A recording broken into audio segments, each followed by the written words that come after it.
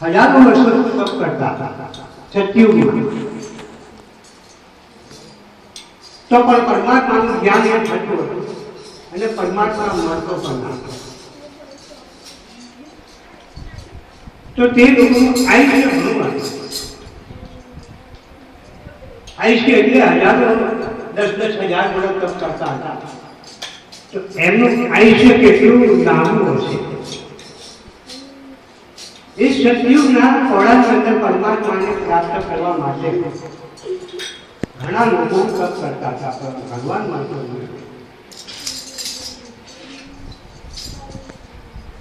સતયુગ મટીને ત્રેતા યુગ આવ્યો. તો ત્રેતા યુગમાં ભગવાનને જો પ્રાપ્ત કરવો હોય ને એનું જ્ઞાન મેળવવું હોય ત્યારે એમાં યજ્ઞ હતો. ત્રેતા યુગમાં યજ્ઞ હતો અને યજ્ઞ કરવાથી પરમાત્માનું જ્ઞાન થતું.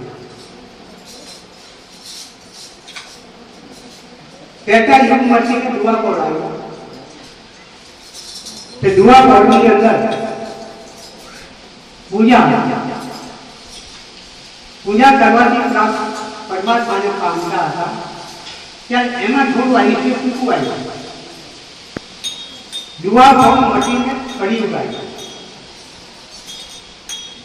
એટલે કળિયુગમાં શ્રી આયુષ્ય ઘટી ગયું. એટલે કે 100 વર્ષનું આપ્યું છે, પણ શતાબ્દી એમ કરવા જાય તો માણસ વ્યસનોના આધારે 60-70 વર્ષની ઉંમરમાં નહીં જાય. 100 વર્ષે કોઈ ચૂકતું નથી. 60-70 વર્ષની ઉંમરે ખતમ થઈ ગઈ છે. ત્યારે પરમાત્માને પામવા માટે કળિયુગની અંદર એક નામ છે. જીવન કળિયુગમાં મળવા માટે, પરમાત્માને મળવા માટે એક નામ છે.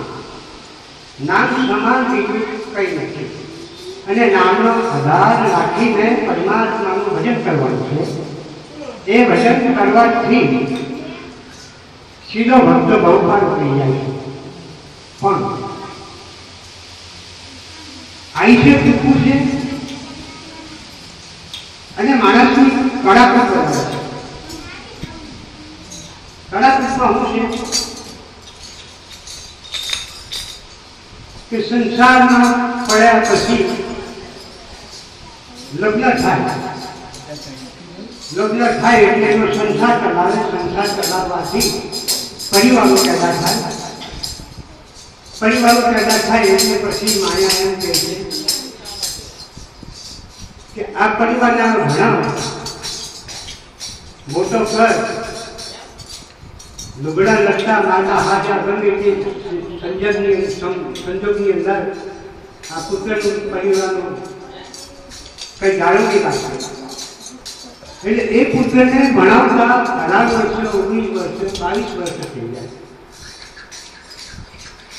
12મું ભણ્યા પછી બીકોમ કોલેજ આવું કરતા 22-23 વર્ષ થઈ જાય. 22-23 વર્ષ થઈ જાય પછી એમને પરિણામનો સંજોગ આવે, નોકરી મળી જાય કે પરિણામનો સંજોગ થાય.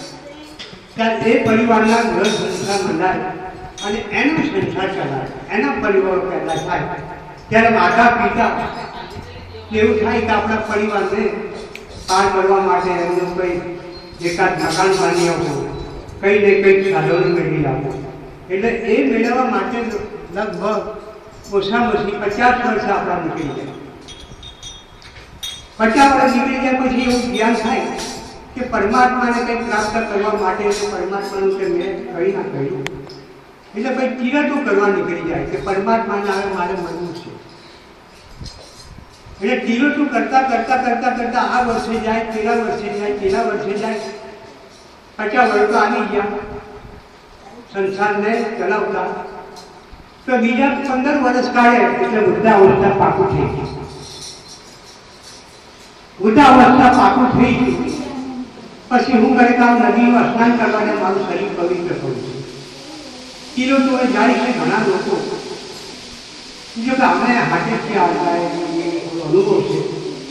તિલોઠોમાં જાય ઘણા લોકો મોટા મોટા ધાર્મિકો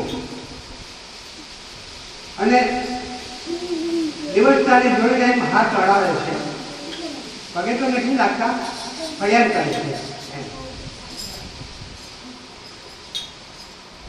કંઈ પણ એમ ગણાય તો અતિથિ કોઈ આવે છે એને દાન દક્ષિણા દેવા માટે અંતરાત્મા તડપાય છે.